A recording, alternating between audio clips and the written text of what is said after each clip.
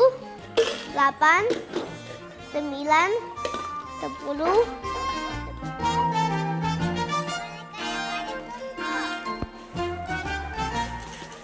Hasil koin yang kami kumpulkan biasanya dari uang jajan yang diberikan orang tua. Dan ternyata bahagia rasanya bisa melihat senyum orang lain yang menerima sumbangan. Satu hal yang aku pelajari dari berbagi kasih, kalau kita membantu teman yang membutuhkan, kita juga menghargai keberadaan mereka, teman. Aku pernah donasi untuk orang-orang yang membutuhkan. Mengapa aku melakukan itu? Karena kita harus respect kepada orang lain, bukan hanya diri kita sendiri, dan kita juga tidak boleh memikirkan diri kita sendiri.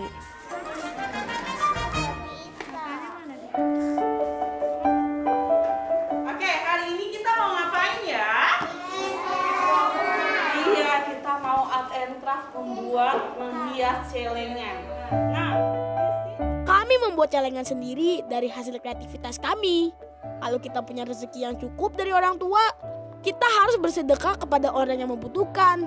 Karena dengan cara membantu, kita belajar tidak membeda-bedakan status sosial, tidak menghina atau menyakiti mereka dengan perbuatan acuh kita, menghargai seperti apa adanya diri mereka. Vali pernah ketemu orang di jalanan. Vali tidak tahu nih agamanya sama atau tidak, sukunya sama atau tidak. Dan mukanya tidak seperti orang Cina sih. Mempunyai kulit hitam, matanya enggak sipit, besar. Dan mereka meminta uang.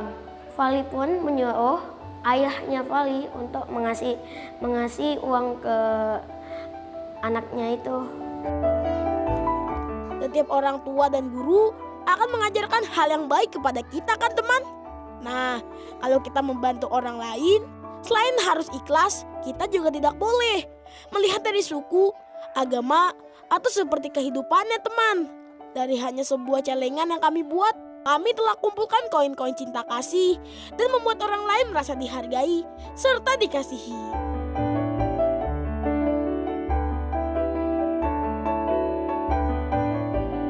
Waktu itu di yayasan tuh ada banyak anak yang kena sakit kanker. Terus kita nabung tuh di sekolah. Terus kalau tabungannya sudah penuh kita kasihin tuh ke yayasannya. Kayak gitu.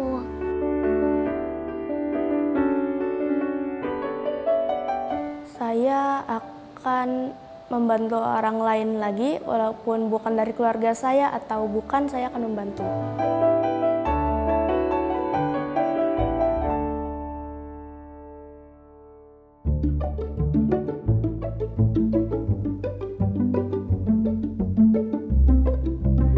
Berbagi itu indah, jadi kita bisa sharing pengalaman. Berbuat baik juga bisa dalam bentuk berbagi pengalaman dan motivasi untuk hidup yang berkelanjutan. Mengundang orang tua murid bergantian untuk berbagi menu makanan sehat menjadi salah satu kegiatan yang rutin kami lakukan. Hari ini mama dari temanku mengajak teman-teman sekolahku untuk membuat sandwich sehat teman. Oh iya, kegiatan ini juga masuk dalam proyek penguatan profil pelajar Pancasila loh teman.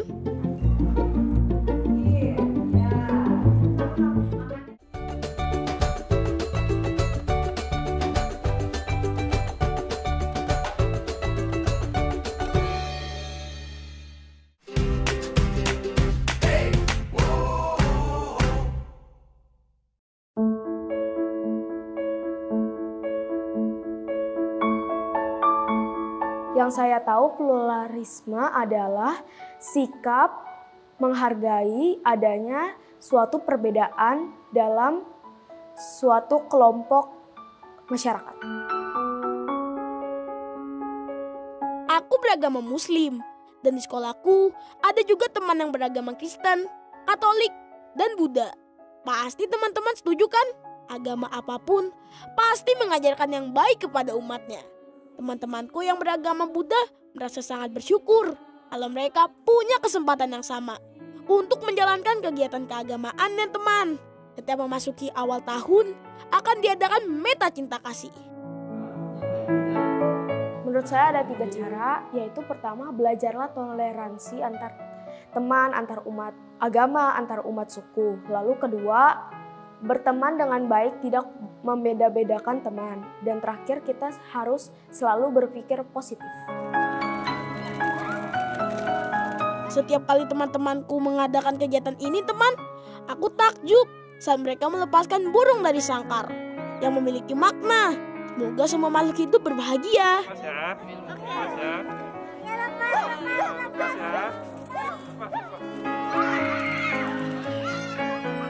Jika teman kita ada yang berbeda agama dan ada teman kita yang lain yang berbeda agama dengan temannya yang satunya, mereka saling bertengkar.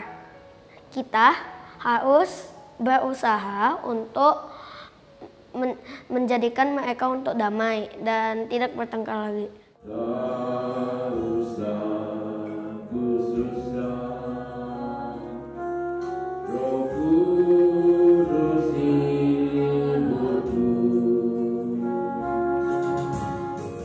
Ini teman-temanku yang sedang ibadah bersama Romo. Sekolah adalah tempat kita belajar mempraktekkan saling mengasihi satu sama lain. Kasih menyatukan perbedaan dan pada akhirnya tidak dianggap sebagai penyebab permusuhan. Yang sudah saya lakukan biasanya menghormati agama lain seperti tidak menjelek-jelekan dan juga tidak menganggap bahwa agama atau suku bangsa saya itu lebih baik. Yashuddu ba'duhu ba'du. Mereka saling menopang satu sama lain, saling gotong royong, saling membantu sesama muslim. Pak Ustadz mengatakan teman, kita harus toleransi dengan sesama umat muslim dan yang bukan umat muslim. Kita hidup di tanah air yang sama. Sudah seharusnya tidak saling mengganggu ibadah masing-masing dan tidak menghina ya teman. Kita harus saling menyayangi dan menerima apapun perbedaannya.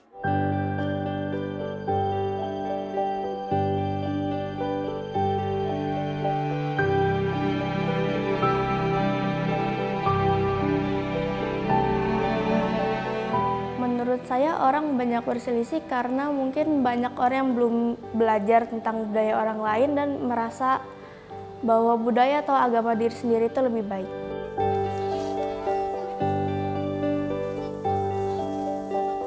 Kalau kita ingin menjadi tunas-tunas yang bertumbuh dan menggerakkan banyak generasi baru, kita harus mempercepat langkah teman.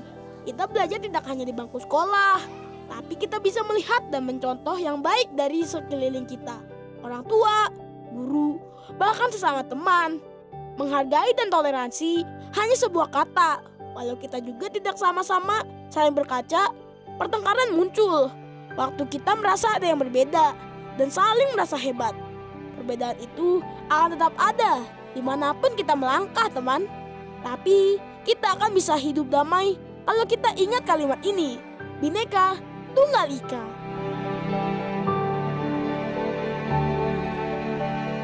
Kalian harus menghargai suku satu sama lain, agama satu sama lain, dan daerah satu sama lain.